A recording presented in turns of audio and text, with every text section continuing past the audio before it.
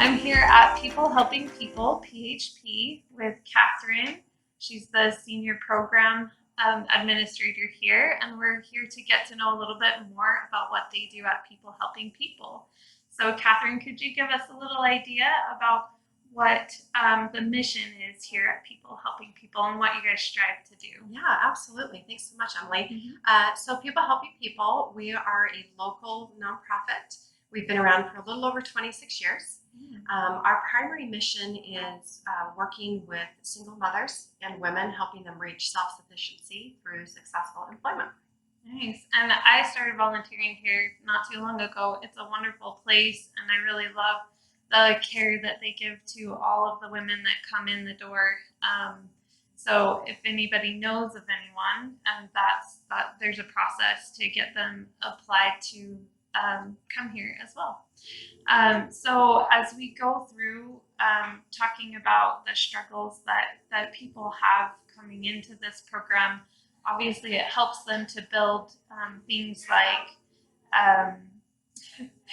like determination in the workforce and transferable skills and getting to know where to go to find the answers. These are some of the things that you guys do.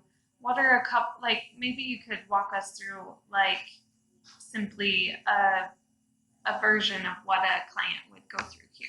Okay, so we are an employment program, but even more than that, this is about the financial health of our clients so that they learn how to generate more cash, make more money in the workplace so they can be self-sufficient. It is a 4-phase program. And in the first phase of the program, we are working with them on understanding their barriers, helping identify what those barriers are to successful employment. And sometimes they're both tangible and intangible, things like reliable transportation, reliable childcare. A lot of times it's mindset, the confidence piece, even just skill sets, because of course skills are how you make money, right? Your skills equal money. So we work a lot on the barriers piece so that they can put together a list of resources and a plan so that they don't continue to get in their way. And then the second thing that we'll work with them on is transferable skills. This is really one of the first places you start to see that aha moment where they realize that the things that they do day in and day out are so valuable and that an employer would pay them for, both hard and soft skills. The next piece we work on is the financial health again, understanding where they're at financially, what their costs, their monthly expenses look like in terms of an hourly wage so that they're applying for the right kinds of jobs. And then we'll help map out a plan on what that self-sufficiency rate would look like so that we can make sure that they are aligned with the right employers as well that will provide career and upward mobility so they can continue to make more money. And then really the fourth thing that they work on in phase 1 is starting to build work history, employment history, volunteering, schooling, all of those pieces that ultimately build that resume. We call that a master application. Yeah. Wonderful. Being a part of the process has been really fun for me because I've been able to meet a lot of these women, and there's some men too that are learning how to better their situation through the skills that they're learning here. It really is an amazing place. As you've talked about building this, you and the founder as well. I always get his name. I know. She's Kayleen. I'm Catherine. Kayleen and Catherine. Kayleen is the founder, and she's amazing. If anybody wants a best friend, I think she'd be like the best. Amazing mentor. Yeah, she really cares about each of these women. As you built this, as she's built this, and you've helped to build the structure as well, what are a couple of things that have been struggles for PHP? Oh boy, that's kind of an open-ended question. One of the biggest struggles that we run into, and I'm sure anyone that's worked in nonprofit can relate to, is recruiting the volunteers. We're very volunteer-driven. We have a pretty small staff. And we work with a little over 1,000 women every single year. So it's really critical that we have great volunteers in the community that can come and coach our clients and go through the mentoring pieces.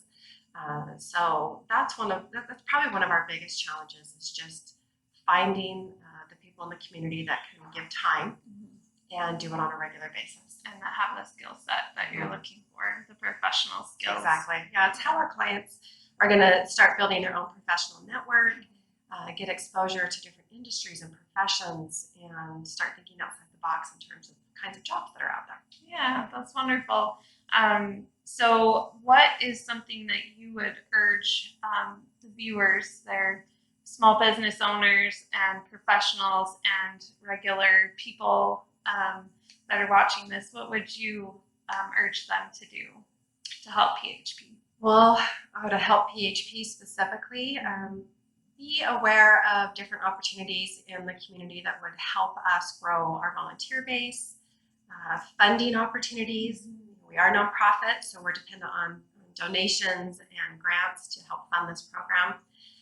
If you know anybody that has space that could host an event, restaurant owners that can help out with food donations. We have quite a few different events that we do throughout the year that reward our clients for their hard work. And so finding community donation is really important. Yeah, so community donation, business partnerships, right?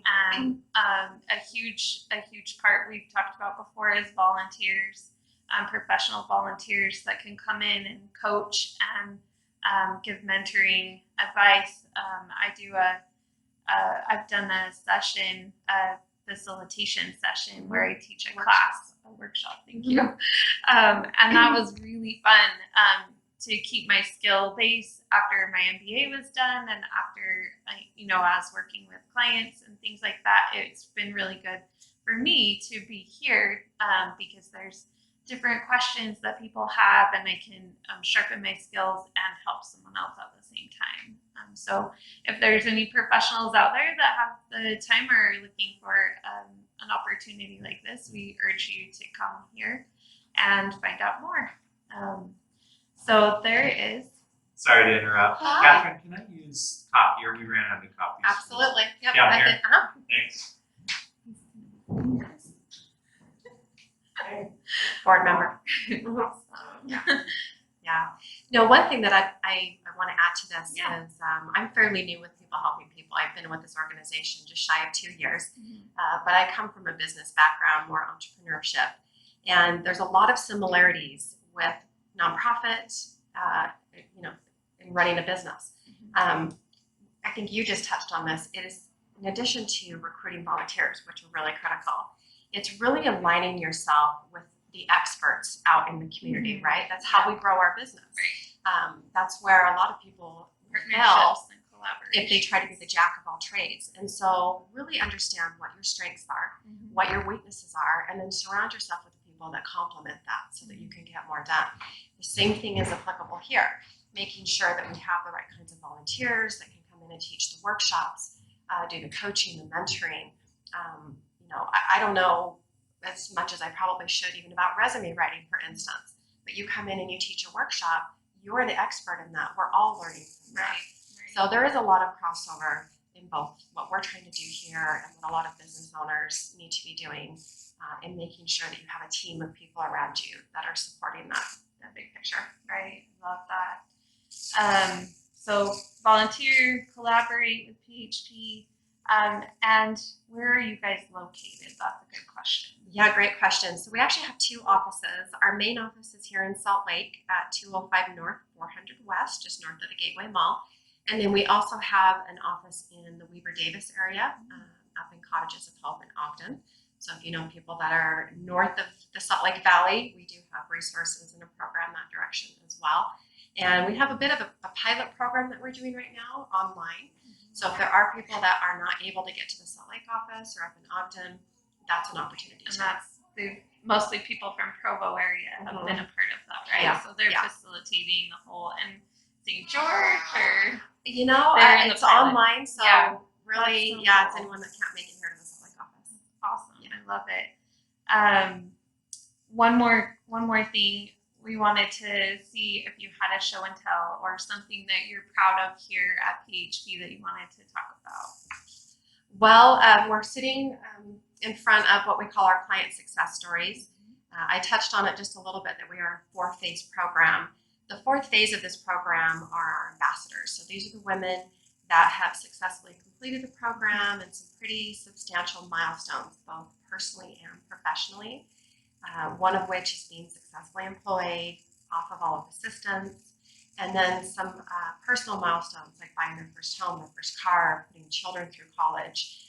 Because this is a long-term relationship, this employment program, as much as we're focused on the mothers, it's about changing the dynamics within that household with the family. And so we're seeing that over years and the impact that it has on their children.